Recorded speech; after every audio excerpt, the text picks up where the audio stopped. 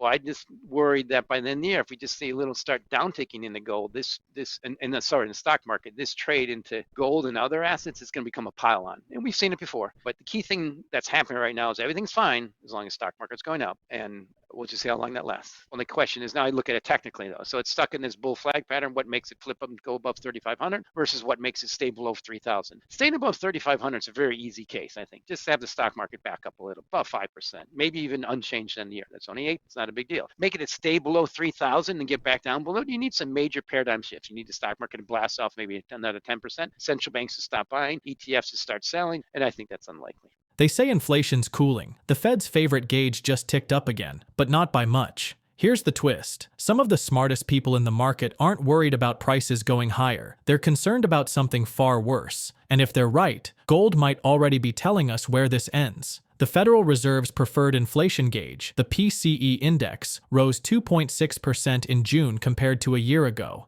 That's up from 2.4% in May. Strip out food and energy, and core prices climbed 2.8%, matching May's pace, which was revised higher. Part of that increase is tied to tariffs. President Trump's trade measures are contributing to specific costs.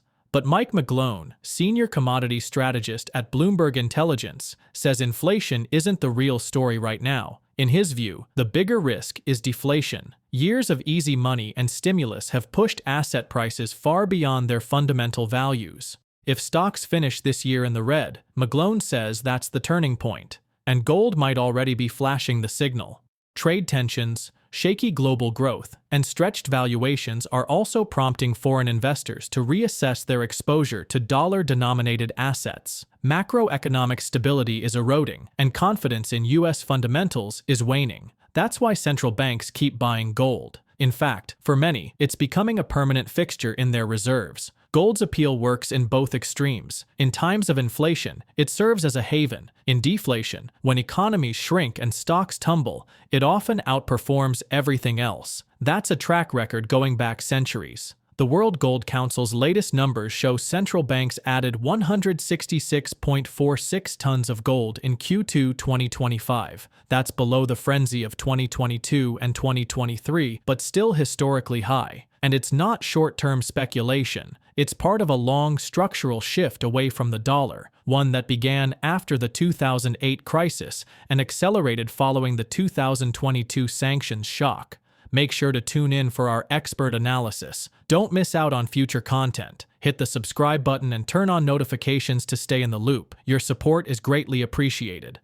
Gold is both. It's an inflation and deflation hedge, and it has the most enduring history over time. So when we get pretty significant inflation, we all know, particularly if you're in a country that has a dicey currency, Venezuela, Argentina, Turkey, you just name the list, you always have that bias towards gold. And India and China have that bias to holding that rock. It makes sense personally on your body, whatever, because it protects yourself. And then when you have significant deflation, gold is always one of the best performers. When you have economies contracting, most notably when stock markets go down, gold can be one of the best safe havens. The key thing that's happening now with what you mentioned is gold absolutely loves President Trump. I mean, why not? Any president that pushes back at independence in the Federal Reserve, right or wrong, or pushes back in government data like that, right or wrong, is gold just loves him. I think is one of the main reasons that I think he's going to go down in history as the golden president, not the crypto president. And the key thing to remember about cryptos, people say they're inflation hedges. It's not true. They are highly speculative digital assets. And we're going to see that test. I think the key risk is that unlike gold, when we have a normal cycle towards normal deflation, which is only in the back of prices that went up high, too high and go down, which I mean the U.S. stock market, you're going to find out the risks of holding highly speculative digital assets have a high correlation to the stock market. Historically, gold's correlation is 0, and right now it's negative. So the key thing I want to point out about things like tips is tips are great if you want to just protect 1-to-1 against inflation. I mean, 100 to 100. If you have $100 to protect, you buy $100 of tips. But with things like gold, you typically can get what's called beta. If you have $100 you want to protect, you can oftentimes buy $20 or $30 worth of gold, and you get the same kind of protection. But you also get it in deflation too, which is what I like to point out is that beta that you get in things like gold, and typically used to be commodities, but not anymore. It's mostly just gold. So that's why I think the environment, I think what's happening a lot, and I see a lot of this in crypto spaces. I've been advocating and worried that gold's going to outperform the stock market. It's been doing for almost 5 years now. I fully expect it's going to continue to outperform the stock market and Bitcoin for the reasons that I'm very fearful of that I pointed out earlier. The US stock market is just overdue for a bit of normalization correction. Now, we're not having that yet, but that's the key thing that I think people buying Bitcoin are going to get wrong is they are trading the last big trade. The last big trade, and we just saw this, we're about the same age, but we saw the biggest inflation of our lifetimes since other than the 70s because it's the biggest money pump in history. And one of the best assets to hold was Bitcoin and cryptos. That makes sense. But now we're at that stage, now we're tilting the other way. Like I pointed out, it's happening in China, the second largest economy on the planet, 1.7% 10-year note. You can't lie about that. That's the key thing you pointed out about data. Data is a lot of that surveys. But the key thing to remember about all those surveys, BLS, CPI, everything, is it's they check the natural self-correcting mechanism and check and balance. And people in this country that are like people like me who sit in front of this Bloomberg terminal and check everything is unstoppable. So I published recently, yes, the BLS only revised the data because they had to, because a lot of their data comes in late, the surveys come in late, and that's just but the household measure, 4.2%, has been stuck at that level or around here for 12 months, almost unchanged. It's almost unprecedented to be completely unchanged. So it's ready to move, but there's ADP data has been ticking down. We just saw the latest ISM services index data dropping and their employment data ticking down. They all completely confirm what the BLS late revisions show us. So if they didn't, I would point that out and you would see that from a lot of strategists. But that's the stuff you don't see in things like China, because I had a colleague who was there and made the mistake of countering something the president said, and she was technically detained for a year. But here I can say what I want. So that's the thing. Don't underestimate the private and the self-correcting mechanism in this country. But so to me, the bigger picture is now that anybody who's been involved in stock market or housing or condos, anything, they're definitely way overweight now because prices have gone up so much. And the problem is what happens with human nature is you always think you're smart and it's going to continue. And there's always some point it stops. Now, I don't know when it's going to stop. So I'll give you one example. Since 2008, we've only had 2 down years and a total return for the S&P 500. That was 2018, 2022. The market completely expects, is priced for, and consensus it's going to keep going up. Just imagine by the end of this year, Andy, if we have a bit of a down year in the stock. That's a huge paradigm shift. And to me, that's what gold might be sniffing out by rallying so much. So I think the next big trade is that potential deflation. Everybody's all prepared for inflation. It's usually how things work. People cycle, look at the last war, and then don't focus on the next. It's the cycle is happening. And that's what I've been pointing out in commodities for too long. Crude oil is destined to go to $40 a barrel. I started saying that in 2022. Way wrong early, admitted, but it's just a normal cycle. Corn was destined to go to where it is now, below $4. I mention it because it's the most significant agriculture commodity on the planet. And just today, the D's contract dropped below $4 as we get to harvest. Copper is kind of subject to the rest of the world, but that's where I point out that don't worry about the data. Mr. Trump pushing back on what is typically known as the best data source on the planet, because people like me can check it, is really good for gold. But don't worry, we have so much self-correcting mechanisms, independent analysts out there. We'll make sure we get the proper data. Like I mentioned, ADP is just one of them. I think the answer for some of what might be happening, it could include all the above. The bottom line for gold, what I'm suspecting in this country is any wealthy investors in this country who are astute enough and have good financial advisors know they hold the most expensive currency on the planet relative to other currencies, and they hold some of the most expensive assets on the planet, U.S. stock market. And they've had a great run since 2009. Look at the dollar versus the rest of the world, and the gold, U.S. stock market versus the rest of the world, and the dollar versus the rest of the world. It's the same trade. And the smart thing to do is diversify. Now, you can go overseas. Obviously, there's a lot of that doing it. You buy assets overseas, or you can start with the rock. It's the simplest, easiest place to diversify. And the thing about the wealthy and the rock is you can hide it. It's and physical, you can do that. So there's a certain just astute diversification, I think that's happening, and the numbers are just massive. So I like to point out right now, the U.S. stock market total market capitalization is around $65 trillion. That's obviously the most ever, but to put that in context, it's almost double our debt in this country. And it's about almost the highest ever. So when people say we got a lot of debt, well, compared to the stock market cap, it's nothing. It's just how much we've pumped up risk assets. So I think what you're pointing out is what's happening, and I think it's just prudent diversification. And that's why you see, for instance, the key stuff I watch is I don't watch that stuff as close as I used to when I was trading futures. Now I'm just kind of macro analyst. I say it, I don't do it. Is what's happening in the ETFs. They're kind of the most transparent. Gold ETF holdings. We have this pretty good metric on the terminal, and World Gold Council puts out for the last 4 years. There have been outflows every year. Like, sell my gold, buy stocks, and buy bonds, or just buy stocks. This year we've had a significant inflow, almost 10% jumped up. What is that? Maybe 6 or 7 million ounces. That's the most we've had since 2020, the COVID year. So there's a major shift there, and that's despite the stock market going up. So I think what's happening is people are taking all that wealth and diversifying it into rock. And I've been pointing out the rock's been beating stocks for almost 5 years. So I'll end with this. The key thing that I like to watch, if you take the S&P 500 divided by the price of gold, you get a ratio there. And I shouldn't say gold divided by the S&P 500. Right now, that level is the highest on a closing basis since 2014. So that's almost 10 years. And no, it's closing and a year basis. My point is, if we continue on this format, now we've only have less than 4 months left this year, it's going to be a pretty significant trickle down trade. And I'm looking at it right now. It's August. Everything's quiet. The stock market's wonderful. It's made record highs. Gold just keeps accumulating. So I just worried that by the end of the year, if we just see a little start downticking in the gold, in the stock market, this trade into gold and other assets is going to become a pile on. And we've seen it before. But the key thing that's happening right now is everything's fine as long as stock market's going up. And we'll just see how long that lasts. Last week, investors poured $14 billion into U.S. large-cap stocks. On paper, that appears to be confidence. But here's the thing. The most expensive stock market in modern history doesn't move in a straight line forever. And if Mike McGlone's right, the real action isn't in stocks at all. It's in gold. If this pace keeps up, we're talking about $419 billion in annual net inflows, second only to the record during the peak of the last bull market. But beneath the surface, McGlone sees a different story unfolding. Geopolitics is shifting toward hard assets. Central banks continue to add to their gold reserves. And technically, gold's been in a bullish consolidation. After a quick drop in late July, it's back near all-time highs. The real catalyst came last Friday. Jobs data showed the labor market is much weaker than the headline narrative suggested,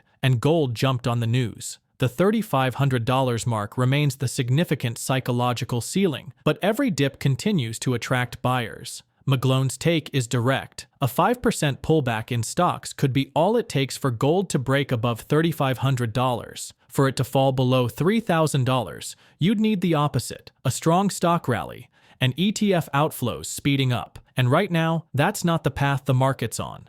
Let's get back to the interview. This year's been a great year, particularly for all investors who are overweight gold. I haven't been able to say that in a long time. It's up almost 30%. S&P 500 is almost 9%. Exactly. The key thing I want to mention with Bitcoin, macro picture, big picture, this new digital asset versus old guard store value, having gold now and storing and investing in gold now without some Bitcoin in that space, I think is a bit remiss. But there's times to overweight the store value, low volatility, risk off asset, and times to overweight the high volatility, speculative, digital risk on asset. And I pointed out the fact is Bitcoin has a very, very high correlation to the stock market. Right now, 100 days is about 0.6, and gold has last 100 days a negative correlation to the stock market. If you look at 100 weeks and 100 months, it's that way. So people want to tell you that you should hold Bitcoin as a safe haven. I say good luck. Hold treasuries and bonds, and treasury bonds and gold. And so far, they've proven that case. The key is we still have a record-setting stock market. Bitcoin hasn't had that test yet. But to me, that's happening. The pile-on is what's the next big trade, Andy, that I'm worried about is going to kick in at some point. Right now, the last big trade has been Bitcoin and cryptocurrencies. But now it's become a bit of the old saying they should be selling when the yelling's kicking in. Now the masses are on Bitcoin. Trump administration 2.0 loves it, and they're supporting and everything. I love Bitcoin when Trump administration 1.0 hated it. And just point out the simple facts that the whole space is going to dollars base layer, stable coins or crypto dollars. And by the way, these crypto dollars are invested in U.S. Treasuries. And I love pointing that out in, Trump invasion 2.0 and 1.0, but now they finally tilted. The problem is now it's all been priced in. It's wonderful. And Bitcoin, when it was like about 10 grand and Michael Saylor discovered it in 2020 and his business wasn't doing well, so he bought Bitcoin.